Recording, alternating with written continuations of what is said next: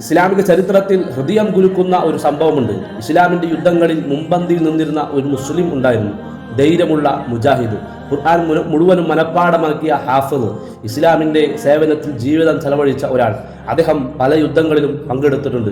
ഒരു യുദ്ധത്തിനിടെ അദ്ദേഹം റോമൻ കോട്ടയുടെ മുന്നിൽ കാവൽ നിൽക്കുകയായിരുന്നു. അപ്പോൾ കോട്ടയുടെ മുകളിൽ ഒരു സ്ത്രീയെ കണ്ടു. ഒരു നോട്ടം അത് പിന്നീട് ആസക്തിയായി മാറി. അവളോട് അദ്ദേഹം വിവാഹം ആവശ്യപ്പെട്ടു. അവൾ പറഞ്ഞു, നീ നിന്റെ മതം മാറി വന്നെങ്കിൽ മാത്രമേ ഞാൻ വിവാഹം ചെയ്യൂ.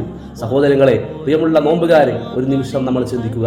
ഖുർആൻ മുഴുവനും മനഃപ്പാടമാക്കിയ ഒരാൾ, ഇസ്ലാമിനായി പോരാടിയ ഒരാൾ, അവസാനം ഒരു സ്ത്രീയുടെ കാരണത്താൽ ഇസ്ലാം ഉപേക്ഷിച്ചു. വർഷങ്ങൾക്ക് ശേഷം അദ്ദേഹത്തെ പഴയ മുസ്ലിം സുഹൃത്തുക്കൾ അവനെ കണ്ടു. അവന്റെ അവസ്ഥ വളരെ ദയനീയമായിരുന്നു. അവർ ചോദിച്ചു, നിനക്ക് ഖുർആനിൽ നിന്ന് എന്തെങ്കിലും ഓർമ്മയുണ്ടോ?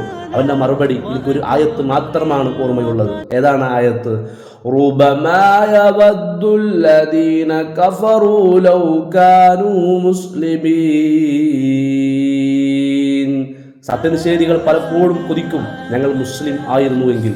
ഈ സംഭവത്തിൽ നിന്ന് നമുക്ക് വലിയ വലിയ പാഠങ്ങളുണ്ട്. നോമ്പുകാരെ, റമദാൻ നമ്മളിൽ നിന്ന് വിട പറയുകയാണ്. നമ്മൾ ഒരുപാട് നിസ്കരിച്ചു, നോമ്പെടുത്തു, ഖുർആൻ ഓതി എന്നൊന്നും പറഞ്ഞിട്ട് കാര്യമില്ല. വലിയൊരു സത്യമാണ് ഈ സംഭവം നമ്മളെ പഠിപ്പിക്കുന്നത്.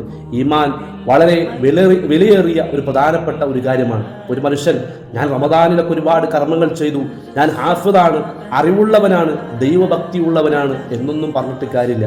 ഒരു പാപം മതി നമ്മുടെ ജീവിതം നശിപ്പിക്കുവാൻ.